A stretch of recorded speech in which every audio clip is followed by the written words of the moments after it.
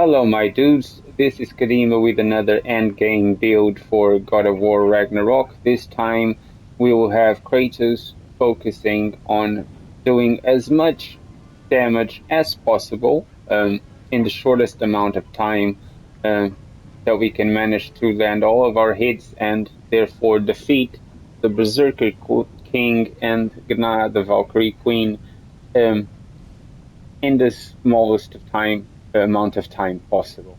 In this case, I decided to go with the following set. I don't really have a name for it.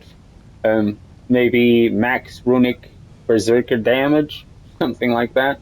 Um, but here's the setup I'm using. So for the chest, we are using the Berserker cuirass just because we have the Soulless Warrior perk. Using a relic massively increases the damage of Kratos' melee attacks, but also the damage received for a duration. Using this build, and considering that our number one goal is to do as much damage as possible, we are not really worried about taking damage because we are going to try to not take damage by doing as much damage as possible, by staying 100% aggressive towards both the Berserker King and Gna. For the wrist, I'm using the Bracers of Enlightenment, which say runic attacks to increase damage against status afflicted enemies, and because we are using that set on both wrist and the waist, we get a 30% increase on that same runic damage. For the amulet, this is where things start to change a little between when I'm fighting the Berserker King and when I'm fighting Gna. First, I'm going to show you how it looks when I'm fighting the Berserker King. So when fighting the Berserker King, I've got Nifalm's enchantment set, which says increases Kratos melee damage when he's above 75 health based on his defense. We don't have a lot of defense, but I find that this is one of the few that will meet the criteria of doing as much damage as possible because we are not going to get hit. We are always going to be above 75% health. So we get a nice buff from this. For the second enchantment set, we are using the Muspelheim enchantment set. Increases melee damage when the Permafrost, Immolation, or Maelstrom skills are fully charged based on Runic. We got 384 Runic. It's a massive number. We are going to have an astronomical amount of damage coming out as soon as the Permafrost, Immolation, or Maelstrom are up. We can easily get them up just by doing one runic attack. The moment you do one runic attack, the gauge is fully charged, no matter the weapon you are using. As for the other three, these two stay the same. These two don't change. So we've got Sylvie Runic Storm, again one of my favorites, using runic attacks of three different weapons in quick succession, grants a buff of increased stagger resistance and creates a storm of Bifrost. This storm of Bifrost, because we got 384 runic, is going to do a significant amount of damage as we stay aggressive on top of the boss. We don't let it breathe, and this will help us achieve the goal.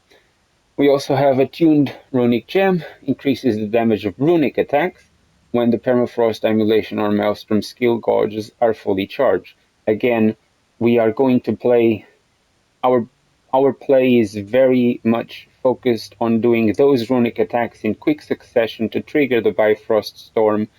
So this will also benefit because we'll be charging um, all the Permafrost, Immolation, and Maelstrom as we go. So the emblem of the Nine Realms. This is the one that changes the moment I kill the Berserker. When I kill the Berserker, I no longer need the relic that I am using. Because that's one of the things I also change. And when that is the case, I change the emblem of the Nine Realms for the Sigil of Doom, which is somewhere down here. I always keep going past it. There you go, Sigil of Doom. Axe and blades melee attacks against hexed enemies have a high luck chance to trigger bonus sigil explosions. So the moment I go to the Valkyrie Queen, I change to this one, because we will be using sigil arrows for these boss fights, and they get hexed very quickly. All you have to do is press the arrow, the square button 3 times. They get 6 arrows on their faces. They are immediately hexed, because we don't have a massive luck, but 167, this does trigger those bonus CGO explosions. Um, and you can kind of see the effect, because the damage is going to be significantly increased the moment they are axed. Moving for the weapons, for the Leviathans, we are using the Runic Hailstone knob, which says moderate luck chance on hitting a frosted enemy to gain a blessing of Runic.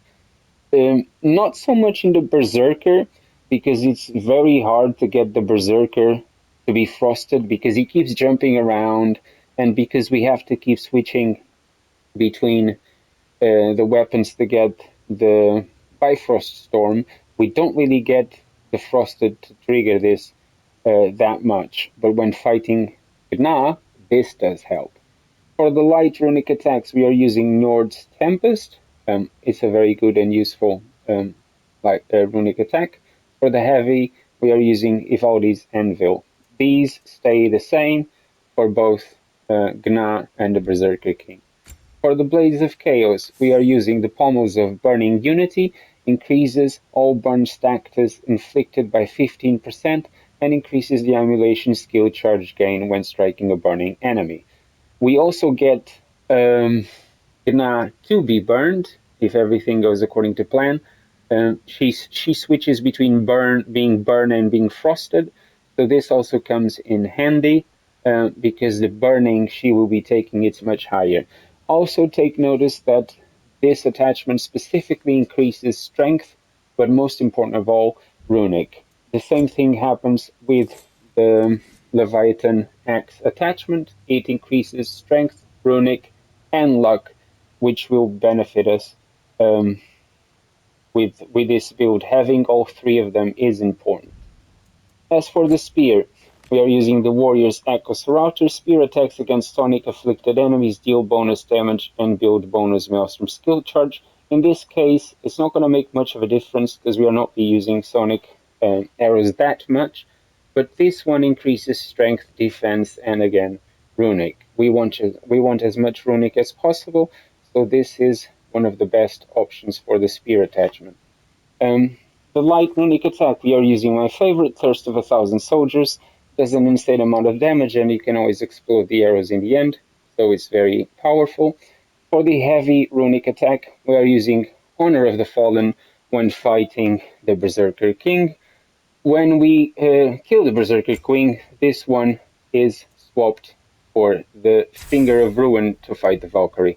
One thing I did forget to mention earlier is that the light runic attacks we are using for the blades is the Rampage of Fury. This stays the same for both the Berserker and Gna. This one, however, changes. We are using for the Berserker King the Nemean Crush.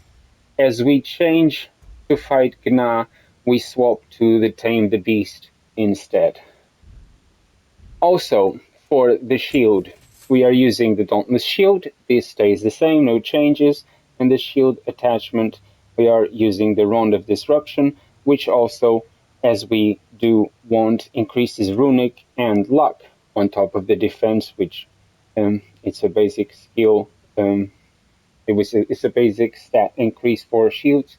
This one says that low luck chance to create an elemental storm when interrupting double blue ring attacks by double tapping L1 or pairing. With the Berserker King, we benefit from this shield attachment on both situations, from interrupting the blue ring attacks or pairing. We got a lot of pairings going on, and we also do a lot of interrupting on his blue rings. But for the Valkyrie Queen, the number one benefit will be interrupting the double blue ring attacks, because she does tend to do those very frequently if you stay on top of her. If you do not let Gna breathe, she will be doing 2, maybe 3 blue ring attacks, and the chances are that with 157 luck, you will get these elemental storms, which can be fire elemental storm, it can be frost elemental storm, and it can be bifrost elemental storm. Whatever storm you get, it will be another source of damage because you are constantly on top of the boss, so this will be ticking and doing some damage over time. As for the Spartan Rage, why are you using Wrath? I don't use this often, but in this case against the Berserker King, I do use it a couple of times, not only because it helps save your ass if your parry if you mistime a parry, or if he kind of runs away from where you are, this helps closing the distance between you and the boss, which is very useful to keep being on top of him. As for the relic, again, this is something that changes. Before killing the Berserker King, we are using the Hilt of Offhood, which says distorts space and time by creating a realm shift. Everybody knows what this does by now. And once you kill the Berserker King, of course, we change to the Hilt of Skofnung, because this is just an insane relic. This does so much damage and stagger damage to Gna, it's insane. So, as for Freya, we are using the Runic summon Steel Harmony for both boss fights. I don't change this because it has a 100-second cooldown, and if by any chance things don't go as planned, you can always use this the second time, because you should have you should have recovered from the cooldown, considering we tend to use this very early in the fight. As for the sword, I'm using the Mardol, which does increased Bifrost damage to your enemies, which will also help buff the Steel Harmony Bifrost damage. As for the armor, the armor itself is just for visuals, doesn't really matter, but for the accessories we are using the Sigil Punishment, the Knocked Proficiency, and Sigil Amplification. So the Knocked Proficiency says that every third runic arrow fires an additional 3 arrows, so every time you press that square button 3 times in a row, 6 arrows will fly instead of just 3, which gets any of the bosses gets immediately hexed like that, so it helps with our damage boost.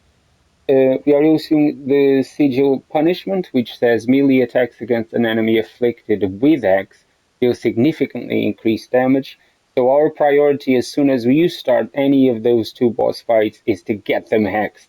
From there, you are already having increased damage. As for the last but not least, the Sigil Amplification, which says Sigil arrows deal significantly increased status. In this case, they get hexed faster.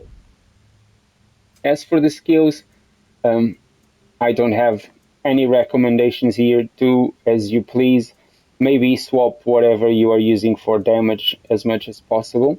I like to keep mines at the stunt, because every time you stun, a chunk of their HP comes down, which can be useful. Anyway, just a quick reminder of how the Bifrost Storm works. So if you start with a runic attack,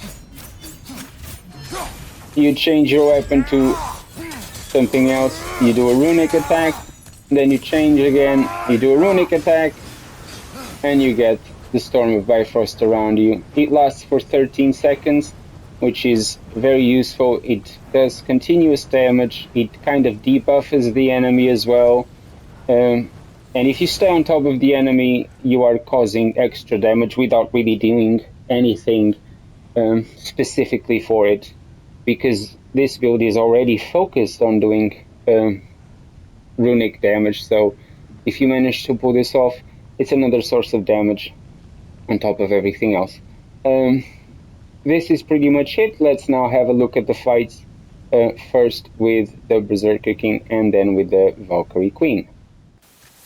Alright, starting with the Berserker King, I explained already how to use the build, so I'll be focused on showing you what I'm doing. So this is me dodging his attack, and then start with the blades and the light runic attack. close the gap and go with a light runic attack for the axe. We are now on 2 out of the 3 for the Bifrost Storm. Swap for the spear, do the light runic attack, trigger the spear detonation, do the realm shift, get on top of him, activate the permafrost, do as much damage as possible. He is already halfway down. Because he's got the shield, he did manage to kind of upset my combo there, but I did manage to escape without being harmed by triggering the rage and doing some damage on top of that. Here I dodge and I parry the second attack, do some more permafrost damage, do the heavy runic with the axe, change for the heavy runic with the blades, and then finally doing the heavy runic with the spear, which also helps closing the gap. Here he was about to do the Bifrost explosion, we stop him from doing that, we activate the permafrost and swap to the axe, we close the gap one more time with the rage. He triggers us and kind of corners us against the wall. I managed to do a storm of frost from the parries and I get him killed. Please do feel free to check, but I killed him in exactly 1 minute and 30 seconds, no damage.